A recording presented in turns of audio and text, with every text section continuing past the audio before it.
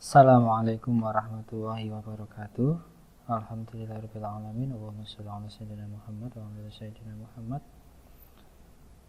Kita bisa berjumpa lagi.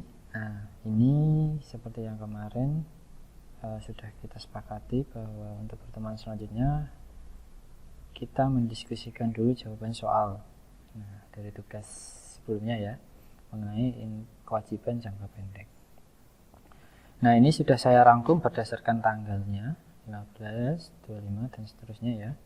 Ini soalnya kemarin kan seperti ini ya. Pada tanggal 15 Januari 25 pertanyaannya disuruh bikin jurnal penyesuaian. Maaf, disuruh bikin jurnal transaksi. Nah, ini kasus untuk utang atau kewajiban jangka pendek. Nah, saya mulai aja ya. Bahwa pada tanggal 15 Januari perusahaan ini membeli barang dagang dari PT Maju Karya Utama sebesar 50 juta secara kredit dengan termin 2/10/N30. Artinya ketika pembayaran kurang dari 10 hari akan dapat diskon 2%. Nah, jangka waktunya maksimal 1 bulan atau 30 hari. Nah, pada pembelian ini dicatat persediaan barangnya 50 juta, PPN masukannya ini karena 10% ya, di soal sudah diterangkan bahwa seluruh barang ini BKP, barang kena pajak, maka kena pajak masukan 5 juta, total utang usahanya 55 juta. Kemudian pada tanggal 25 Januari membayar utang usaha PT Maju Karya Utama atas transaksi tanggal 15 Januari. Ini sudah berapa hari nih? Antara tanggal 15 sampai 25. Baru 10 hari ya. Nah, berdasarkan ketentuan dia dapat potongan 2% karena tidak melebihi dari 10 hari. Jadi kurang dari 10 hari atau sama dengan 10 hari. Kurang dari sama dengan 10 hari itu masih dapat potongan. Maka dapat potongan pembelian 2%. 2% dari 50 juta ini 1 juta. Maka jurnalnya adalah utang usahanya di debit berkurang atau sudah hilang 50 juta. Nanti kita dapat potongan pembelian 1 juta. Dan juga kas kita keluar 49 juta. Pencatatan pelunasan utang usaha dengan potongan. Ini kita kasih keterangan aja. PT Maju Karya. Nah, kemudian pada 20 Februari perusahaan membeli barang dagang dari PT Buana Sejahtera sebesar 25 juta secara kredit dengan termin 1/20,N/60. Ini artinya sama ya, akan dapat diskon 1% kalau dia membayar kurang dari sama dengan 20 hari. Batas waktunya 60 hari. Nah, ini 20 persediaan barang beli. Jangan dia beli ya, jadi persediaan barangnya nambah 25 juta. PPN masukannya juga nambah 10% dari 25 juta, 2,5. Utang usaha ini penjumlahan dari persediaan barang dan PPN masukan. Kenapa PPN masukan ini dimasukkan dalam utang usaha? Karena dia masuk ke dalam ini tadi, BKP, barang kena pajaknya. Gitu. 27.500.000 totalnya. Membeli barang dagang secara kredit PT Buana Sejahtera. Kemudian pada 22 Maret perusahaan juga membeli barang dagang lagi pada PT Anugrah Setia secara kredit 100 juta. Ini artinya dapat diskon 2% kalau dia bayar kurang dari 30 hari. Gitu. Terus jangka waktu maksimalnya 60 hari. Jurnalnya pada tanggal 22 Maret persediaan barang bertambah 100 juta, PPN masukan juga bertambah 10%, utang usahanya 110 juta. Kemudian pada 10 April dia membayar utang usaha kepada PT Buana Sejahtera atas transaksi tanggal 10 Februari 2015. Nah, ini pada tanggal 10 April kan dia bayar ya. Nih bayarnya, coba perhatikan. PT Buana Sejahtera kita membelinya pada tanggal 20. Nah, kita bayarnya pada tanggal 10. Gitu ya. Kita belinya pada tanggal 20, kita bayarnya pada tanggal 10. Oh, ini seharusnya dia dapat potongan karena 20 Februari sampai 10 April ini tidak sampai 20 hari. Kenapa? Karena Februari harinya hanya 8. Gitu ya, maka masih dapat potongan 1%. Ini jurnalnya kurang. Kita tambah ya. Potongan. Ini di kanan nih. Potongan pembelian. Nah, berapa persen tadi? 1%. 1% dari 25 juta berarti 250.000. Gini ya.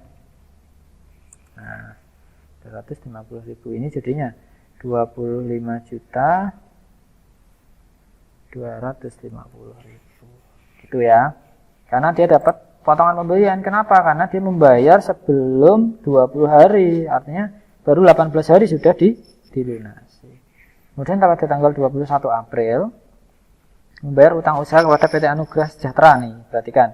Ini PT Anugrah Sejahtera, dia utang dari tanggal 22 dibayar pada tanggal 21. Apakah ada atau lebih dari 30 hari? Tidak ya, pas 30 hari ya. Karena Maret sampai 31. Ini pas 30 hari, maka dia masih dapat potongan 2%. 2% dari 100 juta tadi utangnya ini ya. Maka maka dapat potongannya 2 juta, kas yang keluar sebesar 98 juta. Utang usahanya kan ini dibayar. Utang usaha kan posisinya di debit, maka dia berkurang utang usahanya. Kemudian pada 11 Mei membeli barang dagang dari PT Garda Jaya secara kredit 30 juta. Nah ini persediaan barang dagang 30 juta, ini PPN masukannya, utang usahanya sekian. Sama seperti contoh atasnya. Yang perlu diperhatikan ini, 1/20 artinya dapat diskon 1% kalau dia bayar kurang dari 20 hari. Nah ini terjadi retur barang ketika membeli di PT Garda Jaya, maka jurnal retur gimana Pak? Jurnal retur itu nanti mengurangi utang usaha kita. Kemudian ada kreditnya ini retur pembelian. Retur pembelian memang ada. Jadi ini statusnya itu nanti dia mengurangi dari persediaan karena barangnya berkurang retur pembelian. Utang usahanya nanti hilang, nih ada retur pembelian sebesar 500.000. Next. Pada 5 Juni ya, membayar utang PT Garda ini. Nah, perhatikan. Tadi utangnya 30 juta, diretur 500.000, maka sisanya tinggal 29.500.000. Nah, itulah yang dibayar. Dan dia dapat potongan tidak? Nah, dari 11 Mei sampai 5 Juni, harinya apakah lebih dari 20? Lebih ya. Karena 11 Mei sampai akhir Mei aja udah 20. Ini 5 Juni, maka dia tidak dapat potongan. Maka dia harus melunasi 29.500.000. Nah, kemudian pada 10 Juni ini membeli barang lagi ke PT yang lain sebesar 130 juta. Terminnya 1/10N/30 ini. Jadi pembelian 130 juta akan dapat diskon 1% ketika dia melunasi sebelum 10 hari. Jangka waktunya 30 hari, gitu ya. Nah, ini jurnalnya persediaan barang bertambah, PPN masukannya bertambah 10% dari 130 juta. Kemudian utang usahanya ini jumlah 143 juta. Nah, kemudian pada tanggal 25 ya, jadi setelah 15 hari, benar ya? 10 Juni, 25 Juni, setelah 15 hari, utang tersebut dilunasi. Karena dia melunasi melebihi dari jangka waktu potongan atau diskon, maka dia tidak dapat diskon. Dia hanya melunasi full utangnya ini, ya. Nah, nanti PPN masukannya gimana Pak ngitungnya? Ini kan ada nih utang usahanya, PPN masukannya nanti kita selisihkan dengan PPN keluaran, PPN yang ditanggung oleh konsumen. Nah, nanti selisih antara PPN masukan dan PPN keluaran akan dihitung tiap bulan untuk dilaporkan ke kantor pajak. Gitu ya. Baik, ini yang bisa saya sampaikan untuk jawaban soal. Kemudian saya masuk ke materi kewajiban jangka panjang. Sebentar, saya kecilkan dulu ini.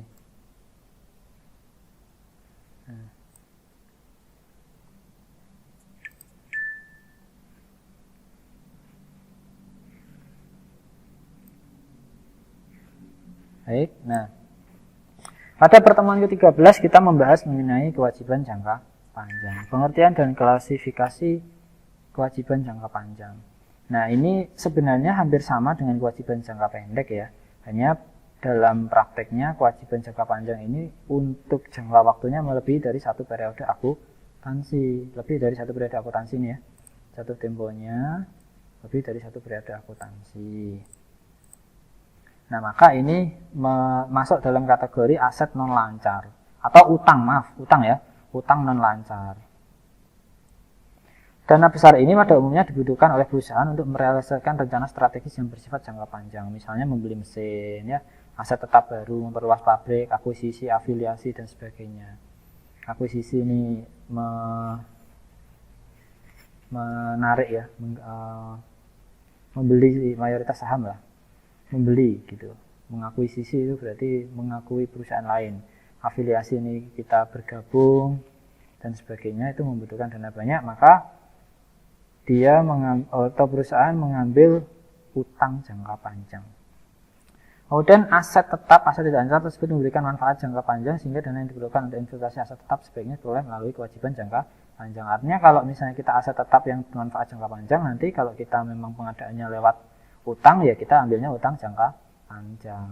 Nah, misalnya ada wesel, obligasi hipotek, ini nanti wesel jangka panjang, obligasi rata-rata memang jangka panjang sih, di atas 2 tahun dan sampai 5 tahun, ada yang sampai 10 tahun, 20 tahun dulu ada obligasi yang dulu obligasi jangka panjang. Nah, ini memang kaitannya dengan mata kuliah, kaitannya dengan bab mengenai kewajiban jangka panjang ini, ya, kewajiban jangka panjang nanti tidak jauh berbeda dengan kewajiban jangka pendek, yaitu kita membahas mengenai utang wesel. Utang wesel adalah utang dengan surat berharga yang berisi mengenai perintah tanpa bersyarat dari pihak penerbit wesel kepada pihak lain untuk membayar sejumlah uang pada waktu yang telah ditentukan. Jatuh temponya ini lebih dari 1 tahun. Kalau kemarin kan kurang dari 1 tahun, karena jangka panjang maka lebih dari 1 tahun. Contoh, pada tanggal 31 Desember 2014, PT Karya Bina meminjam dana sebesar 300 juta kepada Bank Mandiri Persada dan menandatangani wesel. Tingkat bunga weselnya 12% dan pelunasan weselnya dengan 3 kali angsuran tahunan. Berdasarkan transaksi tersebut, PT Karya Bina Persada mencatat ke dalam jurnal sebagai berikut. Ini kan kita menerima kas nih. Ini kita sebagai perusahaan ya, ingat. Kita menerima kas sebesar 300 juta, kreditnya utang wesel, utang kita bertambah. Peminjaman dengan wesel jangka.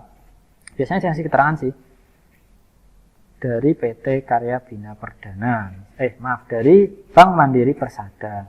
Kemudian, nah bagaimana, ini kan transaksi pada saat kita utang ya. Nah, bagaimana transaksi saat kita nanti mengangsur? Tadi dikatakan bahwa angsurannya ini selama 3 kali, setiap 3 kali angsuran tahunan. Berarti kan 3 tahun ya. Pada umumnya, pelunasan utang wesel yang sifatnya jangka panjang dilakukan dengan cara angsuran periodik. Nah, untuk memudahkan kita pakai angsurannya tahunan aja gitu. Sebenarnya di prakteknya itu ada yang, bukan ada ya, memang kalau di prakteknya itu angsurannya nanti dibagi bulanan. Jadi nanti dibaginya tidak dibagi 3, tapi dibagi 36, karena 3 tahun kan, 36 bulan. Gitu. Nah, contoh misalnya ini kita bagi 3 tahun saja. Besarnya nilai angsuran utang tidak sama setiap periode angsuran. Misalnya kasusnya ini kesepakatannya nilai angsuran utang tidak sama setiap periode angsuran. Sebuah ilustrasi PT Karya Bina tadi, pertama harus dibayar pada tanggal 31 Desember 2014, terdiri dari pokok wesel 100 juta, ya kan, karena 300 juta bagi 3 tadi yang atas, ditambah dengan bunga wesel. Bunga weselnya karena tadi bunganya 12% dari 300 juta. Angsuran pertamanya sebesar 100 juta ditambah bunganya 36 juta, 136 juta pada akhir Desember 2015. Utangnya tadi kan 2014 ya. Nih, 2014. Ini bisa 2015. Nah, kalau kita konsennya ini tidak sama setiap periode, ini di perjanjian, maka tabelnya seperti ini. Coba perhatikan. Pada tahun pertama kita ngangsur, tahun 2015 ya ini, kan utang 2014, berarti mulai ngangsur kan 2015. Pada tahun pertama 2015 kita mengangsur, maka pengali dari 12% adalah bagi debit pokok 300 juta ya, maka ketemunya 36 juta. Nah, yang perlu diperhatikan yang di sini ini. Nah, artinya apa? 12% ini tidak flat dikalikan 300 juta selama jangka waktu. Tapi 12% ini dikalikan dengan bagi debit pokok atau sisa pokoknya. Pada tahun pertama kan belum ada pembayaran pokok, maka dia full plafon. Kemudian pada tahun kedua sudah membayar pokok 100 juta, maka yang dikalikan bukan 300 juta tapi 200 juta. Pada tahun ketiga tinggal 100 juta pengalinya, maka 12% kalikan 336, 12% kali 200 nanti 24, 12% kali 100, 12 juta. Nah, gitu. Jadi total angsuran pada tahun pertama dengan tahun ketiga itu beda, dengan tahun kedua juga beda. Ini kecenderungannya menurun. Mengapa? Karena faktor kalinya bagi debitnya ini menurun dia. Nah, memang ada perjanjian yang seperti ini. Tapi ada juga perjanjian yang flat, udah pokoknya 12 juta dikalikan pokok awal plafon pinjaman. Ada yang semacam itu. Gitu nggih. Kemudian kalau ini sama setiap periode angsuran, gimana contohnya? Nah, kalau sama setiap periode angsuran nanti ya kayak gini nih. Ada perhitungannya, nanti pakai diskon faktor annuity. Ini ada tabelnya. Nah, tabel 7 komposisi angsuran utang per periode. Misalnya nih, di sini sudah diterangkan ya bahwa faktor diskontonya ini sebesar 2,4018. Perhitungannya adalah 300 juta dibagi faktor diskonto sama dengan 124 juta 906 320 atau dibulatkan ya, ini nanti dibulatkan. Nah, ini nominal segini ini kita bayar setiap tahun. 124 906 320 ini kita bayar setiap tahun. Nah, dari mana ini ngitungnya, Pak? Ya dari sini, pada tahun 2014 nominalnya 300 juta. Nah, bunganya ini 12% yang 36 juta ya. Bagian pokok utang yang dibayarkan ini mengikuti diskon faktornya 88 906 320. Maka saldo akhir utang pokoknya ini. Nah, kemudian nanti 12% dikalikan ini, ketemunya ini. Gitu. Terus 12% dikalikan ini ya. Dikalikan ini, apa namanya? Saldo atau bagi debit pada tahun 2015. Nah, nanti ketemunya ini. Nah, ini dibulatkan semua, ini selisih 1623 ini karena pembulatan dari ini tadi loh, diskon faktor. Nah, dapat dari mana, Pak, ini tabel 71 atau diskon faktornya? Ini teman-teman bisa cari di internet, banyak nih diskon faktor annuity. Nanti kalau dia jangka waktunya 3 tahun dengan bunga 12%, nanti tabel sana menunjukkan 2,4018 sebagai perhitungan angsuran utang wesel per tahun. Gimana kalau per bulan, Pak? Tetap sama saja bisa nanti. Tinggal nanti kan dibagi lagi 12. Gitu nggih. Pencatatannya dalam jurnal atas angsuran pertama. Nah, ini sama ya, utang wesel kita berkurang. Sebesar berapa? Ini kita tak dekatkan aja. Nah, utang wesel berkurang sebesar berapa? Ya ini, kita kan pada bulan pertama ini ngangsurnya 124 906 320 tahun pertama ya. Ini akan sama setiap tahun, tapi share pokoknya itu 88 906 320, share bunganya 36 juta. Nah, ini kan berbeda nih. Meskipun dia di jumlahnya sini sama, tapi share pokok bunganya itu berbeda. Ini yang disebut sebagai anuitas. Jadi rata-rata sekarang di perbankan itu dia angsurannya itu sama, menggunakan sistem ini. Angsurannya itu sama, hanya saja nanti pengakuan pokok dan bunganya ini yang berbeda. Secara umum dia nanti bentuknya itu ngiris seperti ini. Jadi pada tahun pertama kita itu banyak, angsuran total kita itu banyak dimasukkan ke bunga. Kemudian di akhir nanti banyak dimasukkan ke pokok. Nah, ini yang disebut anuitas. Miring gini, ngilang dia. Proporsi pokok marginnya, pokok bunganya. Kemudian jurnal atas pembayaran angsuran kedua ini nanti tinggal ngikuti aja toh ini. Tinggal ngikuti ini sama ini kan, ini bunga pokoknya, ini bunganya. Totalnya kan sama. Ini yang ketiga juga gitu, tinggal dibulatkan sesuai dengan perhitungan agar total utangnya ini jadi 0 gitu. Nah, oke. Kemudian kita masuk ke utang obligasi. Sebenarnya utang obligasi ini ada juga kan di pertemuan sebelumnya, bahwa obligasi pertemuan sebelumnya nggak ada utang usaha ya. Nah, kalau utang obligasi ini memang obligasi itu kan surat bukti utang. Nah, obligasi itu surat pengakuan utang yang dikeluarkan oleh perusahaan atau negara kepada pemegang surat dengan imbalan sejumlah bunga tertentu. Kalau di Islam, kajian Islam ada namanya suku. Suku ya. Setiap lembar obligasi tercantum nilai nominal obligasi dan tingkat bunganya.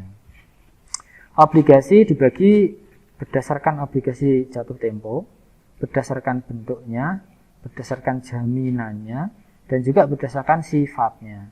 Kalau berdasarkan jatuh tempo, nanti ada obligasi berjangka, obligasi yang diterbitkan dan memiliki tanggal jatuh tempo yang sama. Ada juga obligasi yang berseri. Seri ini biasanya waktu dan tanggal jatuh temponya itu berbeda. Artinya gini, misalnya katakanlah perusahaan mengeluarkan obligasi retail seri 001 misalnya, atau obligasi pertemanan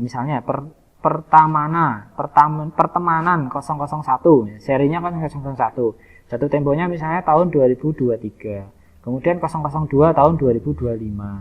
Nah, itu yang disebut obligasi berseri. Seri ada gini. Nominal dan bunganya itu ditentukan dan nanti jangka waktu jatuh temponya itu berbeda-beda. Biasanya penerbitan obligasi ini juga memperhatikan kondisi perusahaan ya, terkait dengan nanti rencana operasional perusahaan, apakah memang membutuhkan suntikan dana ya untuk mengoptimalkan kinerja perusahaan dan seterusnya. Itu nanti ada pertimbangannya. Tapi secara umum berdasarkan jatuh temponya obligasi dibagi jadi dua. Berdasarkan bentuk juga dibagi jadi dua, atas nama dan atas unjuk. Kalau atas nama ini tertera jelas bahwa obligasi tersebut dimiliki oleh Pak A. Nah, gitu. Yang kedua, obligasi atas unjuk, obligasi yang tidak tercantum identitas pemilik, sehingga pengalihan kepemilikan tidak perlu memperoleh konfirmasi perusahaan penerbit obligasi. Biasanya obligasi atas nama ini itu non-tradable ya, jadi tidak bisa diperjualbelikan. Kalau obligasi atas unjuk ini yang bisa diperjualbelikan, ada pasarnya, pasar modal ya, pasar uang. Mengenai jual beli obligasi. Obligasi berdasarkan jaminan, ada yang dijamin, secure bond atau unsecured bond. Biasanya obligasi ini ada dijamin, jaminannya mungkin RAPBN tahun berapa, atau kalau misalnya di suku jaminannya itu ini suku jaminannya underlying asetnya itu proyek APBN misalnya, jadi ada jaminannya. Ada juga yang tidak dijamin, ya, tidak dijamin juga tidak diasuransikan. Ini yang cenderung berbahaya kalau seandainya perusahaan yang mengeluarkan obligasi ini dinyatakan pilot, wah nanti yang megang obligasi duitnya rambali gitu ya. Kemudian obligasi berdasarkan sifatnya yang dapat ditukar dengan saham, convertible bond dan collectible bond. Kalau convertible bond itu artinya dia bisa ditukar menjadi suatu saham. Kalau collectible ini tidak memiliki kriteria tertentu sehingga obligasi waktu dapat ditarik tempo dan tidak bisa dirubah jadi saham ya. Ini yang biasanya sering ada di pasaran nih, collectible bond.